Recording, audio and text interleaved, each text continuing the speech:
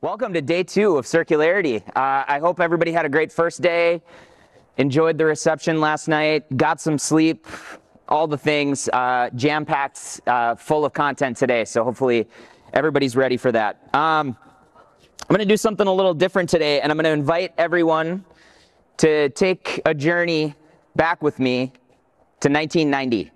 I know a lot of you probably weren't born then, which is disturbing to me. But if we go back to 1990, we're all wearing hypercolored t-shirts, baggy overalls. We're listening to New Kids on the Block, Sinead O'Connor, Milli Vanilli, because we don't know that they were lip syncing yet, and that song is fire.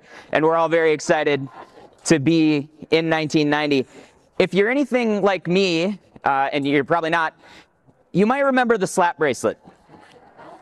Now, there was a time when these things were all the rage. We probably referred to them as rad back in the day. It was a simple concept, really. It was a stainless steel strip, curved up at the edges like a tape measure, covered in some sort of fabric. When you wanted to put it on, just a quick slap, and it changed shape. And what we didn't think about when we were using these slap bracelets back in 1990 is that that minor slap that it took to put this thing on actually required a huge disturbance for the bracelet itself, a huge change. And it was disruptive enough, actually, that sometimes, especially with the cheaper products out on the market, the fakes, the fabric would come undone and kids would injure themselves. So the lifetime of the slap bracelet was short-lived in elementary and middle school. Pretty soon, parents were up in arms, schools were banning them, and they faded away much like those hypercolors in our t-shirts back then. Don't ask me why, but I still think about the slap bracelet a lot. It's probably because I have an 8-year-old who now has a bunch of these as fidgets. There are maybe surprisingly 4 reasons why I think about the slap bracelet a lot, and I'm gonna bore you with all 4 of them today, because the slap bracelet's actually a really great metaphor for our transition from the linear to the circular economy.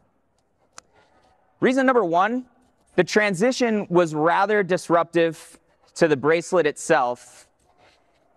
And, you know, it had to be. It had to be quick. It had to be fast, or kids wouldn't want to play with it. That was half the fun, was slapping this thing on your wrist or somebody else's wrist or somebody's ankle when you pass them in the hallway.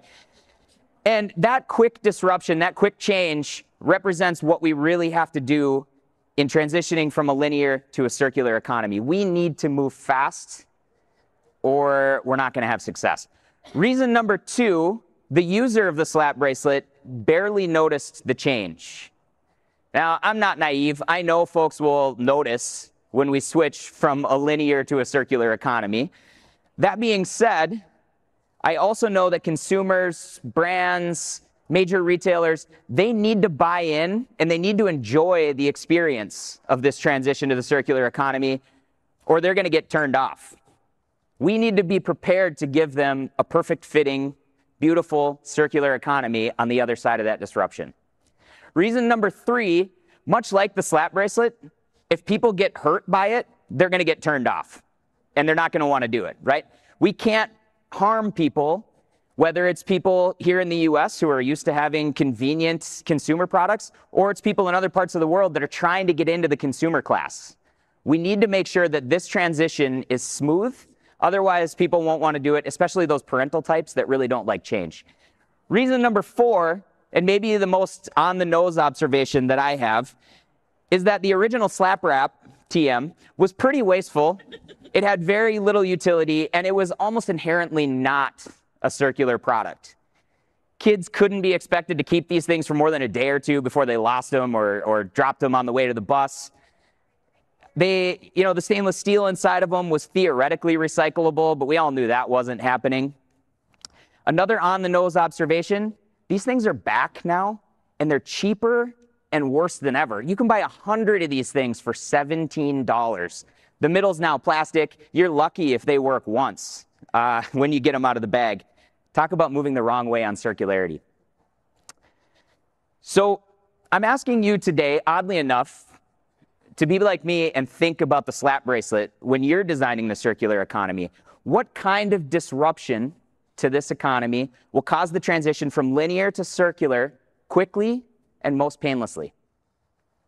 So I will leave you to chew on that.